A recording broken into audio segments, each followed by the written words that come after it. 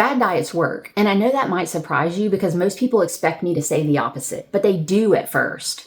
You lose the weight, you feel lighter, you feel in control again, and for a moment it feels like you finally found the thing.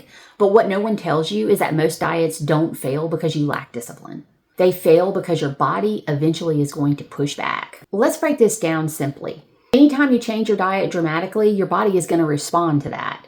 You cut calories, you lose weight, you remove certain foods, inflammation might drop temporarily, you change your routine, your metabolism starts to shift, especially whenever you are eliminating ultra-processed foods. So yes, something happens, but here's the part people just don't understand. The early success is often coming from short-term metabolic changes, not long-term alignment.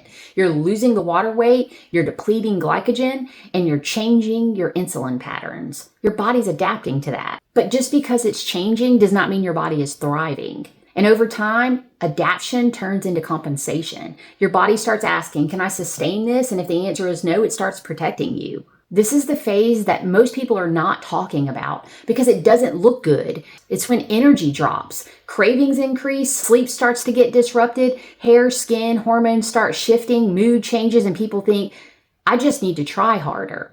But what's actually happening is your body is running out of what it needs, not calories, but usable nutrients. Not just food, but the right food that is aligned with your body. And this is where I've seen it hit close to home. My friend who's a type A committed to what most people would call a clean diet. It looked perfect on the outside, light meals, low fat, very controlled and disciplined.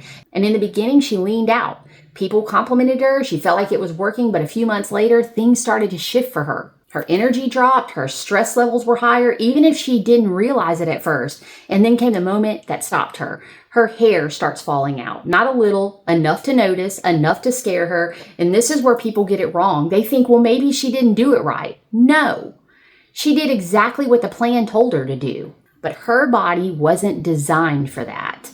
Type A bodies are more sensitive to stress and cortisol. So when you combine restriction and pressure with trying to make everything perfect, your body doesn't interpret that as health. It interprets that as stress. And when the body is stressed, it diverts resources away from things like hair, skin, and long-term repair and focuses on survival. That wasn't failure. That was her body asking for a different approach because it was not receiving the nutrients that it needed. And I've seen it on the opposite side also. My father, a blood type O, went fully vegan for years. And again, on paper, it looked disciplined. It looked like commitment. It looked like health. 7 years. That's not a phase. That's a lifestyle. But over time, his body started showing signs that something was not right. His structure weakened. His resilience dropped. His bones became fragile. And this is where nuance matters. Because plant-based eating can work for some people, like a type A, but not in the same way for everyone, like a type O. Certain plant compounds like oxalates can bind to minerals in the body, and when that builds up over time, it can interfere with how your body absorbs what it needs, especially if your biology is already requiring more of those nutrients. Type O bodies tend to do better with more bioavailable proteins and minerals, so when that's missing long term, the body doesn't just adjust, it compensates until it can't anymore. Again, this wasn't a lack of discipline, this was a total misalignment.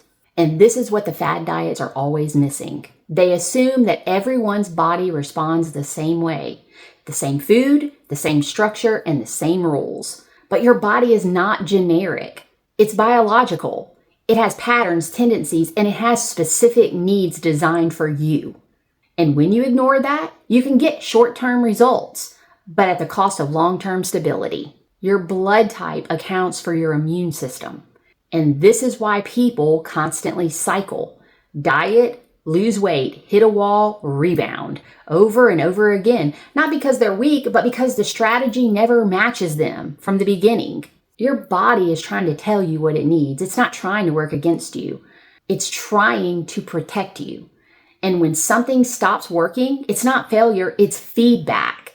Real sustainable change doesn't come from chasing extremes. It comes from understanding what your body can actually use and absorb and thrive on. That's where things are going to make a shift. That's where things last. If you've ever felt like something worked and then your body pushed back, you're not crazy. You're just not meant to follow a one-size-fits-all plan. If you want to start understanding your body at that level, comment guide and I'll send you my free blood type beginner's guide and my 48-hour restoration.